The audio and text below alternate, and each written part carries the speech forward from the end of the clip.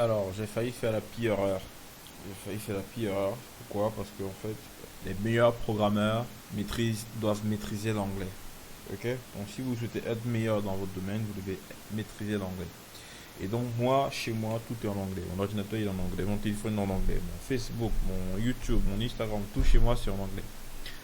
Ça me permet de facilement trouver des solutions quand j'ai fait face à certains problèmes. Ok. Cependant, la programmation en français est complètement différente de la programmation en anglais.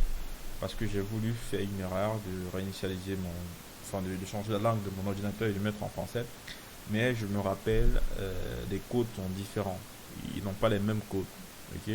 Et moi, je me suis formé en 100% anglais Excel. Donc, je ne maîtrise pas les codes francophones et tout. Et de toutes les façons, en français, on ne trouve pas grand-chose quand il s'agit de programmation. Et donc, du coup, je vais vous montrer comment changer la langue. Alors, pour changer la langue, vous tapez simplement langue dans votre barre de recherche Windows.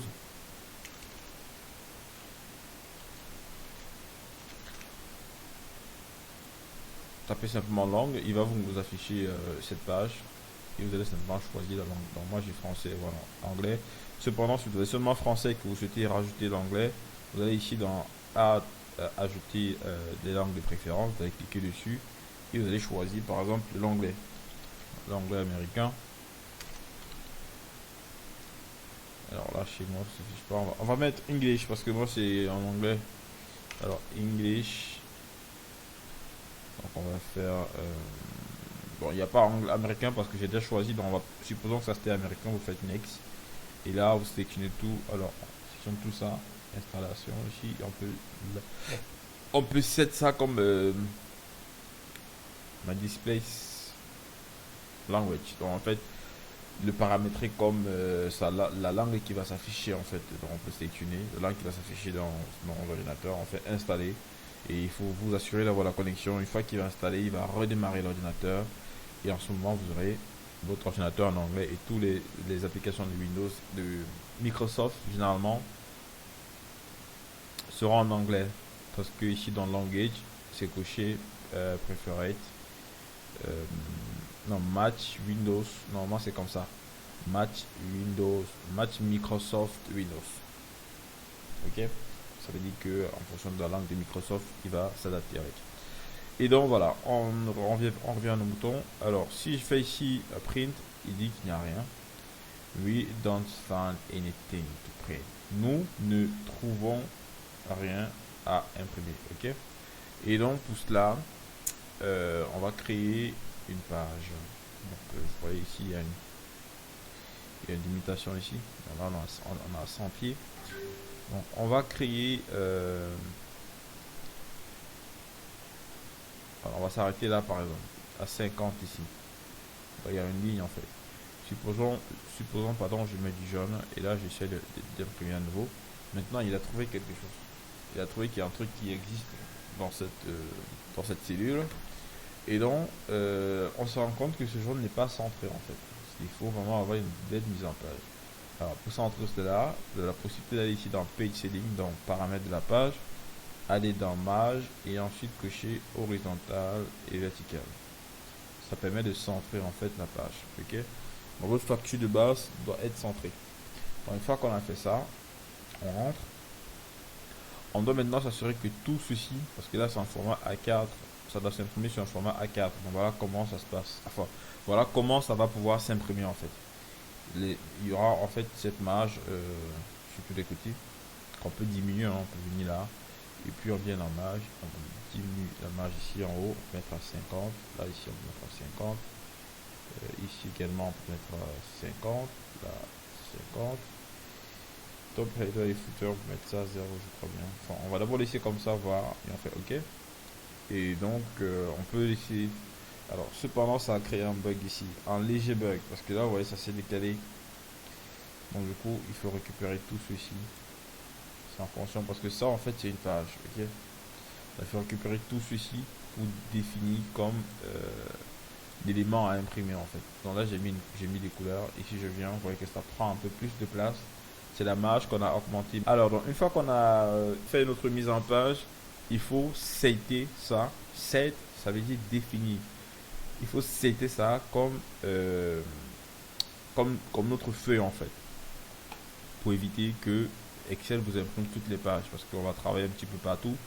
Et imaginez si je viens ici et que je commence à taper les codes. Avant, et là j'ai fait échappe. Si je viens ici et que j'essaie de faire une impression, vous vous rendez compte, il y a une page sur une page. Cependant, quand on va commencer à taper les codes un peu partout, parce qu'on va pas taper les codes sur les pages, on va taper les codes un peu partout. Et quand on revient ici, il va nous dire maintenant qu'il y a deux pages. Vous voyez, il y a deux pages. Donc il va imprimer la première page qui est celle-ci, et ensuite il va imprimer la page des codes. C'est pas ce qu'on veut. On veut faire en sorte qu'il imprime uniquement la page principale. Et donc pour cela, on est dans l'obligation de sélectionner cette page principale. Et on va setter page layout.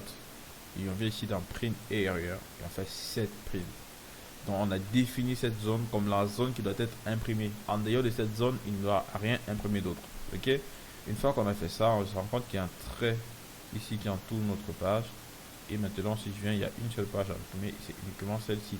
Peu importe ce que je ferai dans Excel, je vais imprimer uniquement la facture. Ok? Voilà, maintenant on peut clean ça.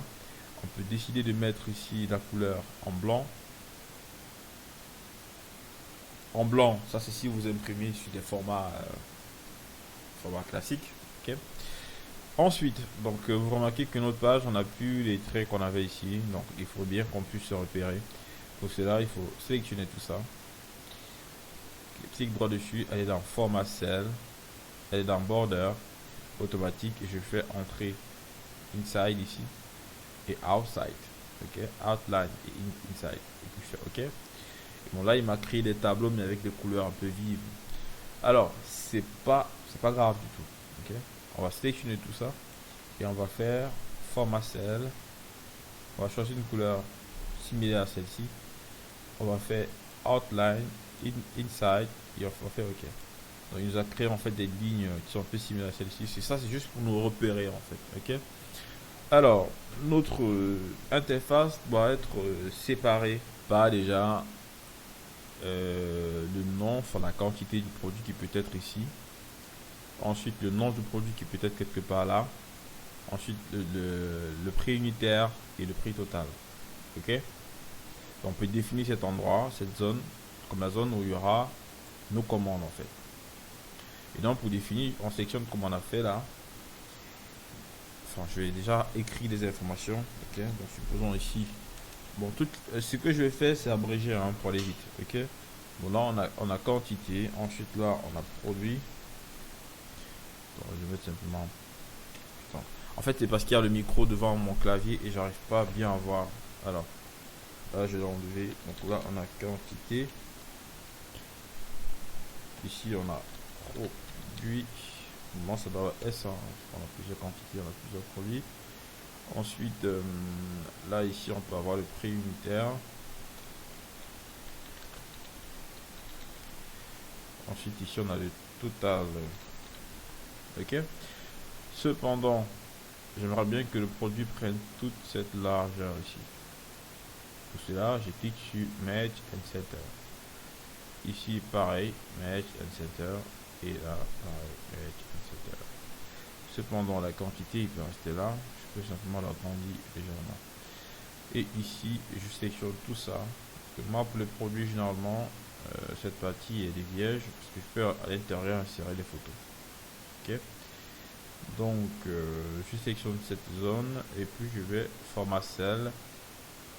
J'enlève tout ce qui est à l'intérieur. Je fais OK. On a toujours les cells, mais on ne peut plus rien voir à l'intérieur. Et généralement, ce que je fais, c'est là vraiment qu'il n'y a pas de ligne ici en haut. Et il n'y a pas de ligne ici également. Je sélectionne tout. Et je peux décider. Déjà, je peux merge tout ça. Merge. Ça fait qu'on a un seul bloc parce que j'ai tout sélectionné et j'ai fait merge. Et là, maintenant, je peux rajouter une ligne en haut. Parce que si vous regardez, il n'y a pas de ligne en haut, il n'y a pas de ligne ici. Donc, je peux rajouter des lignes dans tous les quatre côtés en faisant simplement outline. Et là, j'ai mes lignes. Ok. Ici, j'enlève toutes les lignes qui sont à l'intérieur en sélectionnant simplement et en faisant match. Là, je sélectionne ici pour le prix unitaire. Prix unitaire. Alors, je vais éviter de me prendre la tête. Bon, je vais faire ainsi, hein, c'est pas bien, c'est pas grave. Donc, je sélectionne tout ça. Ici, il vous faudra le faire cache, pas cache. Comme ça. Parce qu'on va rentrer les codes à l'intérieur, en fait.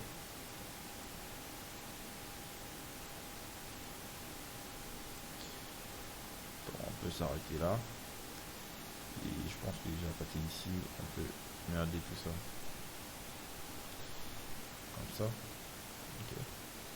Ensuite là.